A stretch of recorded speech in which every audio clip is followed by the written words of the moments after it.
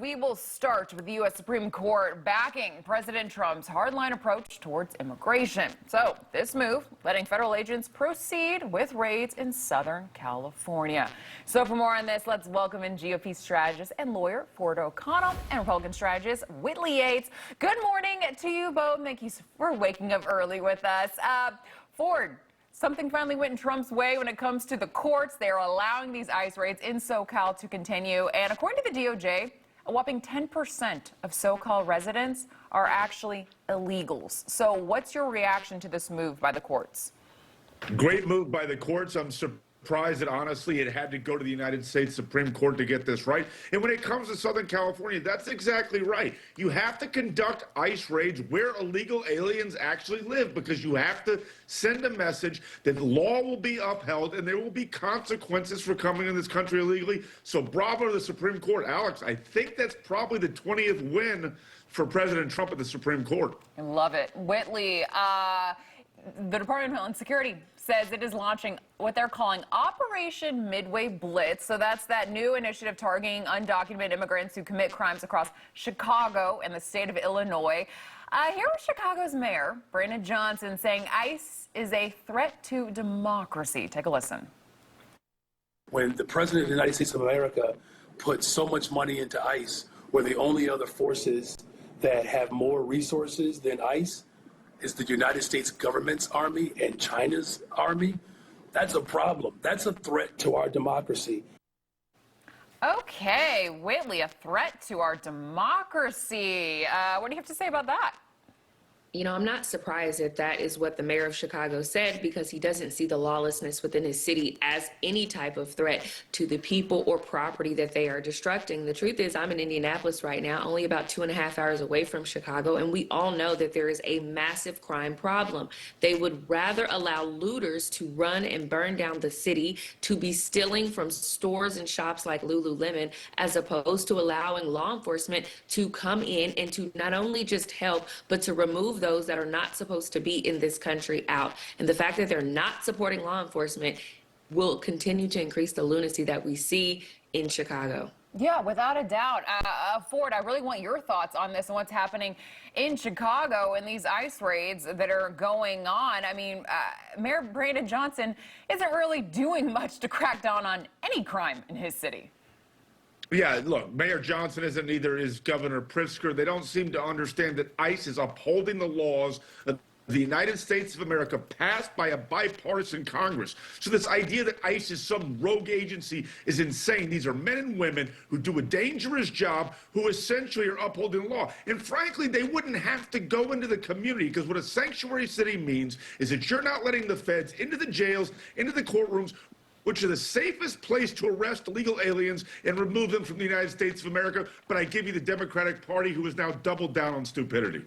Yeah, and they want to do it safely and effectively. And now I'm seeing these social media videos of alleged gang members in Chicago coming out and say, if ICE or any federal law enforcement comes to Chicago, we will go after them. And they are threatening them. And again, this has just become so out of control in Chicago.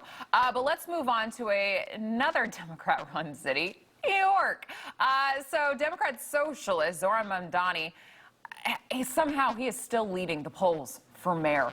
And when asked if he supports abolishing the NYPD gang database, here's what he had to say. If city council legislation to abolish the NYPD gang database were to pass, would you support and sign that? I have supported that proposal. Interesting. Okay. Whitley, your thoughts on Mr. Mamdani here? They want gangs and they want criminals. They want lawlessness. The fact that he would support a database that has been able to track gang members in New York and also wants to eliminate the police while having private security just goes to show that what is good for him is not good for those people in New York. And the truth is that gang members are perpetuating crime in the city. And the fact that he wants to protect those that are in the gang is completely asinine. This is the future leadership of New York. And I hope that the residents of New York can stand up against him in the voting booth. I have just never experienced or heard of anything like this. I have people in other states asking me, how is he leading in the polls? How are residents in New York actually willing to vote for this person? When he talks about these government-run grocery stores, guess what? They tried that in Kansas City. It failed because it wasn't profitable. There was rampant crime. There was no produce. And that's just not even talking about the crime, which you were just talking about, Whitley. Ford, are New Yorkers really going to vote for him? Unless something radically changes, he is going to be the next mayor of Gotham. And the reason why is because people who make over $100,000, whose socialism is a luxury issue, and they don't have to live with the consequences of their bad voices. Whitley made a great point here. And this is the problem with Democratic criminal policies all on the country, and that is they treat the criminal like the victim and the victim like the criminal. And the idea that I've worked in 2 DA's offices, the idea that you get rid of a gang database is absolutely insane and will guarantee anarchy. Yeah, things have just flipped upside down so much. Again, like you said, the perpetrator has now become the victim in so many of these cities. It's insane. But Whitley, you know, President Trump is asking the Supreme Court to uphold his authority to issue tariffs under the International Emergency Economic Powers Act. This is interesting. Obviously, we've seen what tariffs have done to the country. They are going to, reportedly probably bring in trillions of dollars. What are your thoughts on all of this? I think the economic viability of our country is in limbo right now because Trump is trying to put America first for the first time. You've seen in previous administrations, specifically the Biden administration, where they allowed other countries to really get over on us economically, where they were tariffing us and we had no tariffs on them. And the fact that now President Trump is attempting to leverage this tactic to get other countries to play ball, to me, should be applauded. But instead, he has people going up against him. So I'm not surprised that those that ran the economy into the ground with Bidenomics are now against Trump attempting to stand up for America. Yeah, Ford, I really, just in like 10 seconds, I want your thoughts on these tariffs and just really Trump clearly putting America first. He's putting America first, and the first time he put down the tariffs on China, the Democrats, bitched and moaned, but yet they kept them in place. He's going to win at the Supreme Court because the appeals court judge is deciding which tariffs are good and which aren't. This is about foreign policy, and the president has primacy, so he's going to win. Yeah, and then we really do have to get to this, switching gears completely. So a few days ago, Mike Johnson said that Trump was an FBI informant over the Epstein case. Now he's backtracking, saying he didn't maybe use the right words. Whitley, did Johnson's statement make things worse for the president? I mean, there's been so much conflicting information. We're getting different information from Pam Bondi when it comes to that, that minute that was lost on the tape. What all is going on here?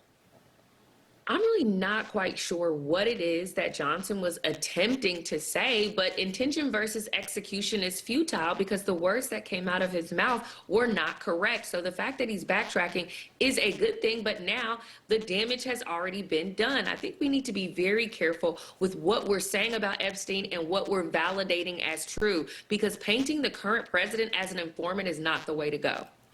Yeah, Ford, I guess, so the Democrats on the House committee, they're now releasing more documents Monday, including the alleged birthday card from Trump to Epstein. Allegedly, again, it was allegedly signed by Trump. The signature looks iffy at best. Now, House Oversight Committee Chair Comer saying the Democrats are cherry picking what they released. All right, what are your overall thoughts on this? The Democrats don't care one fig about Epstein because if they did, they would have released this stuff while Joe Biden was president of the United States. They're at the worst approval rating of all time. They're trying to weave anything they can with Epstein to take back the narrative from President Trump. But at the end of the day, the only thing that's going on here is anyone whose name is associated with Epstein is going to have a black mark on them, and that's what they're hoping is they're going to be their midterm strategy. Good luck. That's not a kitchen table issue. Yeah, and you just mentioned the Democrats' approval rating. Well, Whitley, President Trump's approval rating rising 2 percentage points. That's according to the most recent CBS News YouGov poll for the month of August. Overall, Trump's approval stands at 44%. Whitley, quickly, your take. Anytime you have the Democratic mayor of D.C. thanking Trump for sending in law enforcement troops to help the lawlessness in D.C. is when you're going to see these types of approval ratings. It's his decisive decision-making skills and the way that he stands up for Americans consistently. That's going to see that approval rating. Yeah, it is. I'm sorry, but it is no shock to anyone that his approval rating just keeps rising. Ford O'Connell and Whitley Yates, thank you so much for joining us this morning. Really appreciate the conversation.